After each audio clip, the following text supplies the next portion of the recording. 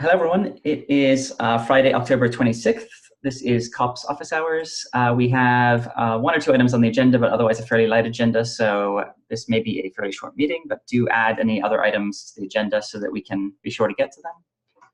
Otherwise, we can just dig right into it. I think the first thing is one I added, which is just to sort of make people aware that the etcd manager project, which we are using in Kops, we are proposing to make that an official subproject of SIG cluster lifecycle so that it won't just be a Kops thing and will be sort of available across hopefully all open source cluster installation tooling.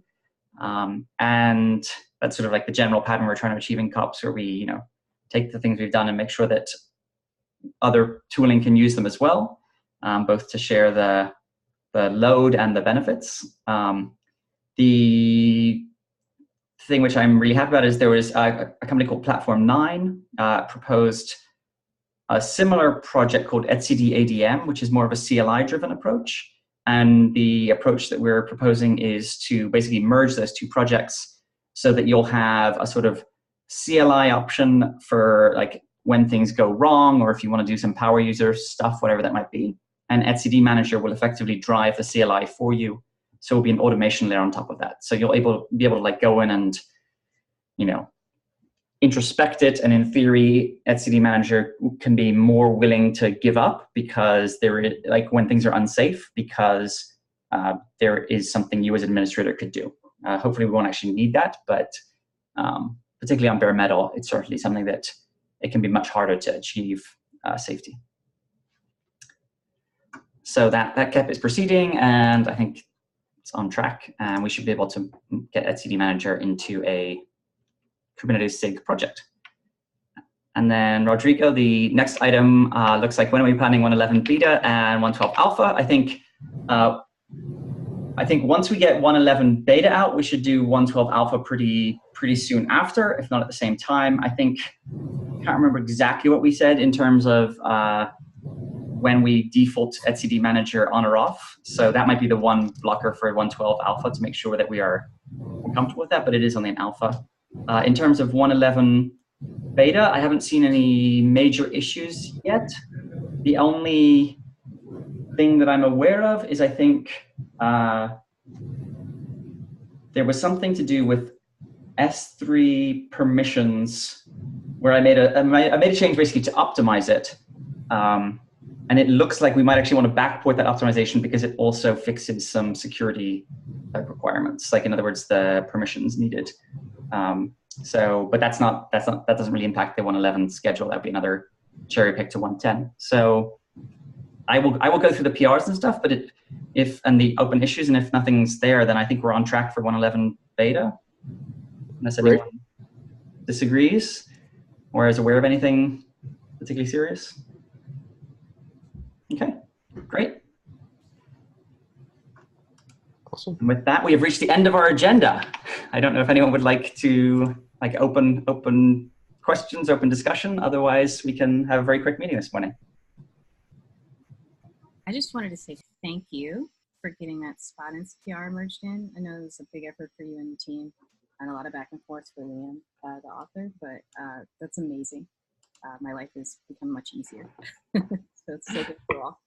That's really wonderful. Thank you so much, Elena, for driving it. Like you were really the person that kept the pressure on, and I think there was I can't remember the person's name that actually changed the PR, but he or she did a lot of revisions on it to make it sort of more mergeable, and so they did a great job as well there. So thank you all. So I will still come to these meetings, and I will bug you about different things. That sounds great. Keep our feet to the fire. And yeah, I take it have you tried the spot-in support? Okay. No, but I see it is there, and I will report back next time. That's cool. Yeah, I haven't personally tried it either. I don't know if I need to get a trial account or something and actually try it out. Oh, actually, I've tried it out before it got merged in, but right. I haven't tried to make the new hotness work. I'm happy to get a demo going, but I have to get a test account and stuff just to yeah. But that would be awesome. Yeah, having a demo of it would actually be really cool. Yeah, if you wanted to do that, that would be amazing. Or, but yeah, if you do want to do that, put it on the agenda and we can definitely make time for that. I think that'd be great. Cool. Yeah, that'd be great. Maybe I can do that in the next 2 weeks. Maybe. Whenever you have time is wonderful. I don't know if anyone else has anything they want to bring up. Not directly related to Kops, but pull request 68422 on Kubernetes. I know it well. You want to give me a hint too while I pull it up? It's the NLB bug, NLB security group update bug. Do you remember that? I don't know if you remember it. It's nasty. We hit it yesterday, which is why I know the number. I'm just trying to understand why it hasn't merged yet. There's a picture of a dog in here. I don't know what's going on there, but okay. Yeah, somebody apparently did /woof. I didn't know that was a thing. Oh, there was a Golan error. Okay, so nothing serious. All right. Yes, I'm sure this will get. I'll make sure I'll take another look and make sure it gets LGCMB applied. Perfect. Thank you. Your number again? 68422. I think I will paste a link in the chat. Yep. People that don't want to type. Yeah, it's really fun if you're using NLBs. Just removes the security groups. That's not great. No. That was it. Thank you. We have a question from someone whose name I'm not going to try to read out because it looks like a base64 string. A quick question: what happens at the etcd level when a node is lost? I don't know if that person has a name, but do you mean like an etcd node, or do you mean like a, etcd, let's start. If you lose a Kubernetes node, like a non-master, it doesn't matter. Currently, all the masters in Kops run etcd. If you have one master and you lose it, then you're down. If you have 3 masters and a 3-node etcd cluster, if you lose one node, etcd will continue running. It'll be fine. It still has quorum. The API server on that particular node will stop being able to write. Is that true? Yeah, I think it will. It will stop being able to write because it only talks to the local machine. But otherwise, your cluster should be fine. So everything should continue working, I believe. Let's see if there's.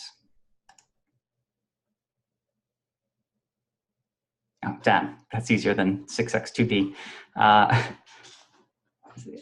is the lost node? So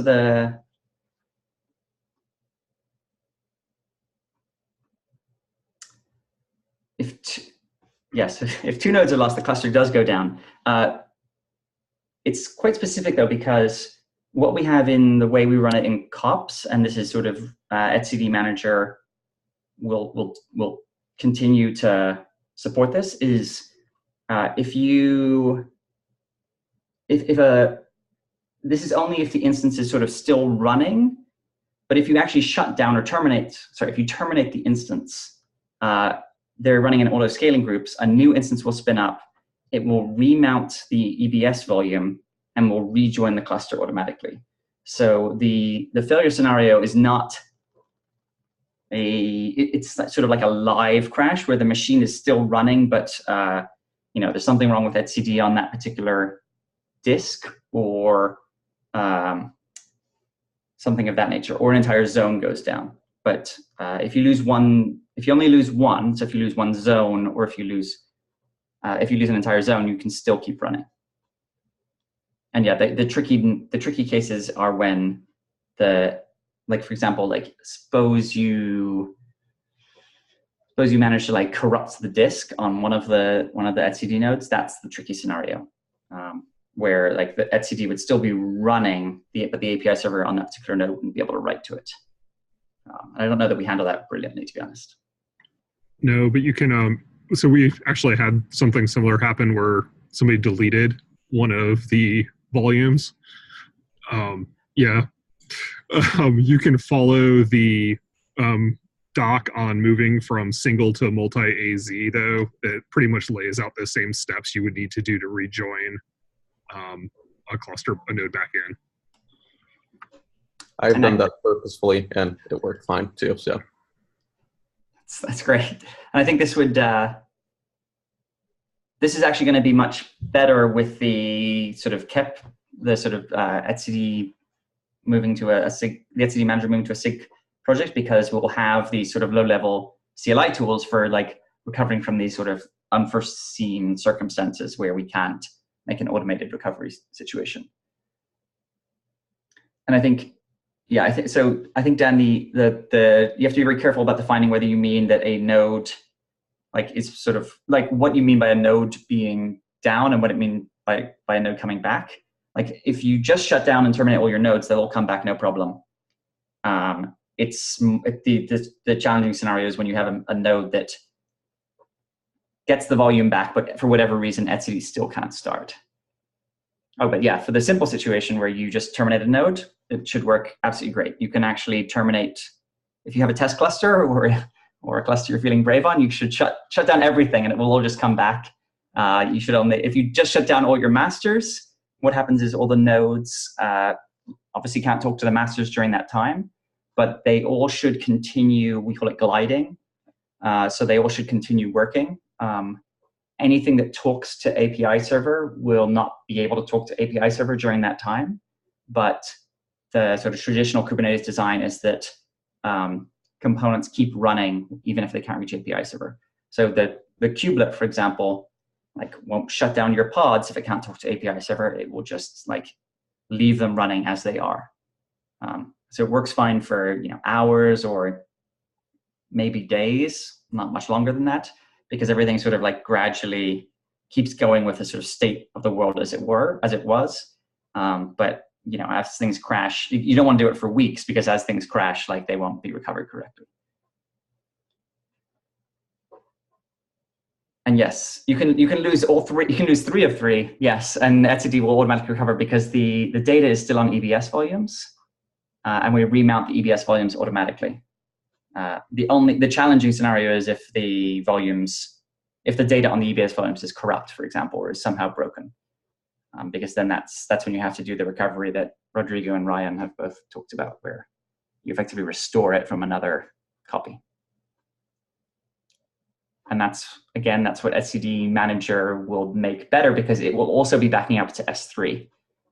So you'll have another source of truth, so that you can even go back in time, and in theory, if you wanted to, you'll be able to like delete all your API objects now and recover from an S3 backup in case of like serious disaster.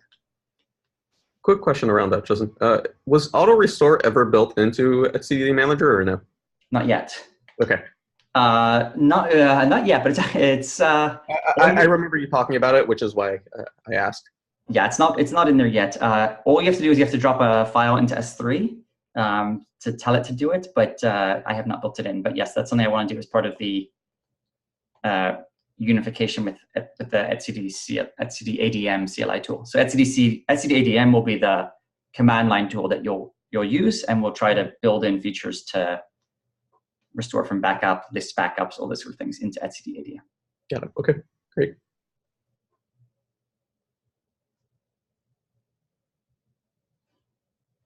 I will check the agenda. I don't know if anyone put anything else on there. Otherwise, last call for any items. 3, going once, going twice. All right. Well, I wish you all a very happy Friday and weekend. And I will see you in 2 weeks. Thank you. Thanks.